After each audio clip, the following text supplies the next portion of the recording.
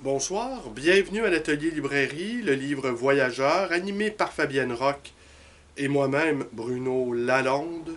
Nous sommes à Montréal, le 16 février 2000 2023. Cette vidéo risque d'être courte car aujourd'hui j'ai passé ma journée agité, happé, foudroyé, saisi par un violent virus qui n'est pas la COVID, mais voilà, les mots me manquent. Faut bien que je sois un peu malade pour perdre le sens des mots. Mais à chaque fois que je suis malade, petite maladie, faut bien le dire, eh bien j'en profite pour expérimenter les l'abandon. Voilà. Mais cependant, aujourd'hui, donc, quand même, assez atteint, je n'ai cessé de méditer ce livre à la fois flamboyant, ravageant, de Bernard Chouraki. Eh oui, Bernard Chouraki, on risque d'être avec lui un petit moment car je demeure outré sans doute, c'est un auteur confidentiel qui doit rassembler autour de lui une petite communauté de fervents lecteurs. C'est magistral, c'est extrêmement important. Et c'est d'autant plus important, peut-être que je vais vous lire juste 2 ou 3 passages ce soir, des très courts passages. C'est que je n'ai cessé, au cours de cette journée léthargique, de, de méditer quelques-uns de ces aphorismes. Et son idée centrale, c'est qu'au fond, nous sommes éternels. Mais ce qui nous empêche de le voir, de le ressentir, c'est que nous sommes englués dans l'esprit du meurtre, avec un grand M. Et par les temps qui courent, inutile de vous mentionner cette espèce de raz-de-marée dans lequel je dirais pas nous nous avançons, mais ce raz-de-marée en tout cas qui fonce sur nous à toute allure, tant et si bien dans mon cas en tout cas, j'ai appris un paquet de choses que je ne croyais jamais pouvoir apprendre. Le nom des avions de guerre, des tanks, des batteries anti-aériennes, des mitraillettes, des mots comme obusier. C'est pas des mots que j'utilise dans mon métier de libraire de manière très fréquente. Et j'ai même eu une joie mauvaise à constater les avancées de l'armée ukrainienne. Joie mauvaise, oui, parce que pour moi, c'est inconcevable qu'on envoie comme ça à la boucherie de jeunes personnes, que des populations soient... Et puis, faut entendre aussi dans le sens que c'est les populations, 2 millions, ou 3 ou 4 millions d'Ukrainiens ont quitté le pays. Ce n'est pas anecdotique et c'est un élan viscéral. Un élan viscéral de peur, un élan viscéral de survie. Et devant un nombre aussi grand d'exilés, eh bien, on ne peut pas relativiser les horreurs de la guerre et l'esprit du meurtre, oui, comme l'écrit Chouraki, meurtre avec un grand M. Et comment s'en défaire? Comment s'en déprendre? Alors, pour lui, la réponse, c'est de refuser une bonne fois pour toutes que nous sommes mortels. Qu'à partir du moment que nous refusons cet a priori que nous sommes mortels, nous pouvons peu à peu nous dégager de l'esprit du meurtre. Mais c'est un effort, en fait, j'aurais envie de dire, c'est presque un effort quotidien. Oui, c'est un effort quotidien. De, c'est au-delà de la compassion, hein, vous avez compris, c'est au-delà de l'espérance, c'est autre chose. C'est la rencontre avec ce qu'il appelle l'inouï, l'inimaginable. L'inouï, c'est cette réalité inadmissible pour la quasi-totalité d'entre nous, que nous ne mourrons pas.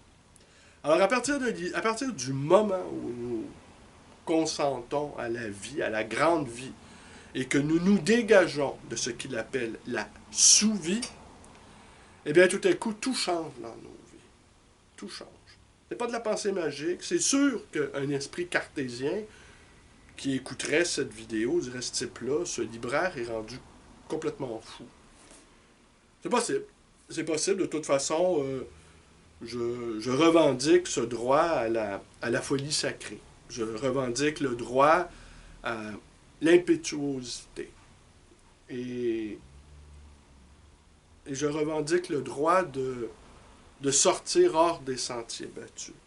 Alors aujourd'hui, donc, à l'IT, expérimentant la petite maladie, qui n'a rien à voir avec la grande, la petite maladie, c'est les hors-d'œuvre, en fait. Et étant alité, alors j'ai macéré, mon propre esprit a macéré dans les réflexions que m'ont inspiré La Terre du meurtre ou Les assassins indirects de Bernard Chouraqui. Et je me disais qu'il fallait se cramponner à cette idée, que nous sommes éternels.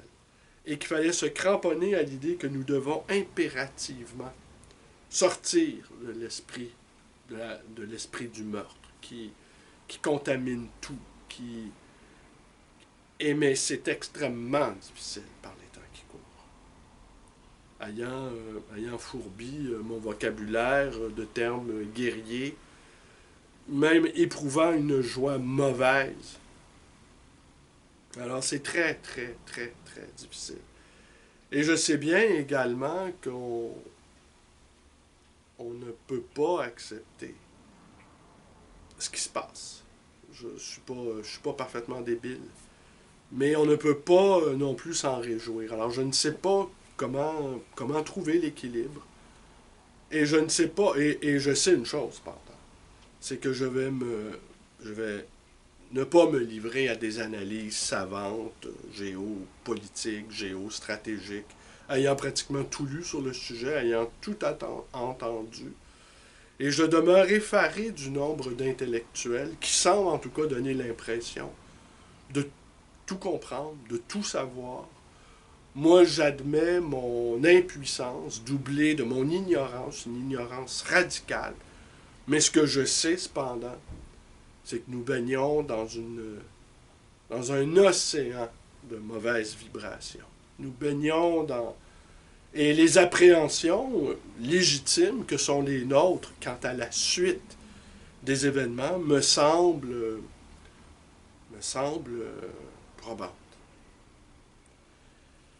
Alors je vais vous lire 2 ou 3 petits passages et je vais retourner sur mon grabat, me reposer. Sans doute suis-je épuisé.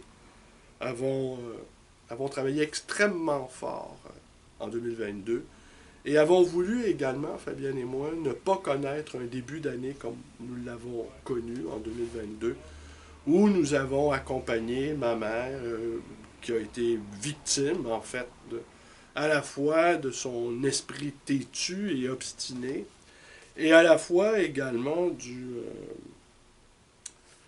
de l'acharnement. On lui a fait subir des opérations qui n'avaient aucun sens. On lui a fait subir des traitements. Alors les 6 premiers mois de l'année 2022 ont été presque sous le joug du meurtre, en fait. Parce que il y aurait comme des limites à la compassion. J'aurais même envie de dire, il y a peut-être une compassion qui est meurtrière. En France, vous êtes sur le point après que le débat sur les retraites sera clos, vous allez connaître un autre débat. C'est celui de l'euthanasie, ce qu'on appelle au Québec l'aide médicale à mourir. Et vu le nombre d'intellectuels chevronnés et patentés dont votre pays oui, eh bien, on peut s'attendre à des analyses hyper sophistiquées. Ici au Québec, tout le monde a jugé que ça s'était très bien déroulé pour cette unique raison, c'est qu'il n'y a pas eu de débat. Alors oui, quand les commentateurs nous expliquent que l'aide médicale à mourir, ça s'est déroulé dans la sérénité, en fait, les voix discordantes, les voix dissonantes, n'ont tout simplement pas été entendues. Elles étaient inaudibles. Alors forcément, les choses, quand elles sont inaudibles, on peut juger par à coup qu'au fond, c'est un débat qui a lieu en toute sérénité. Je ne m'attends pas à ça en France. Et le lien peut-être aussi avec le, la réforme des retraites et l'euthanasie, il y a peut-être un lien ici. Il y a peut-être un lien. Mais parce que l'euthanasie aussi, l'aide médicale à mourir, à mon sens, c'est de la pseudo-compassion. Mais j'ai déjà dit ce que je pensais là-dessus.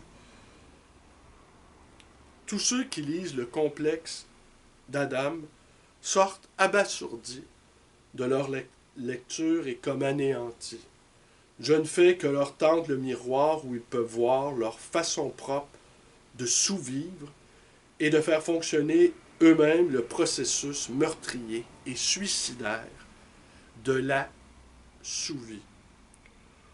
Aujourd'hui, où partout gronde la démence, démence avec un D majuscule, la seule libération est dans l'émergence. Ma pensée est essentiellement une pensée de l'émergence. Elle n'est désespérante que pour ceux qui en retiennent la dénonciation du meurtre sans essayer de sortir du meurtre. Toujours M majuscule. Pour ceux-là, la vision de l'Éden que je développe de livre en livre paraît être un absolu du nihilisme.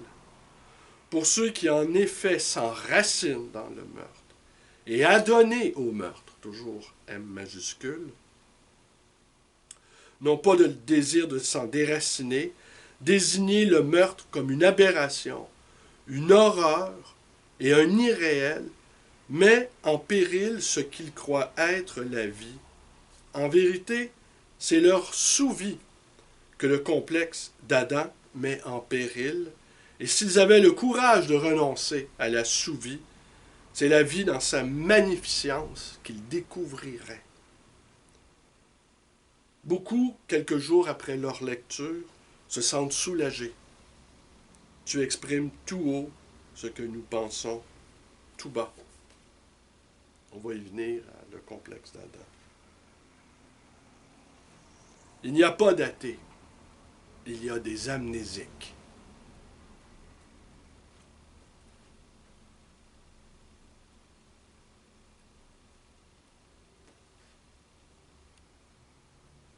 Il y a un passage que je voulais vous lire, une citation de Talleyrand.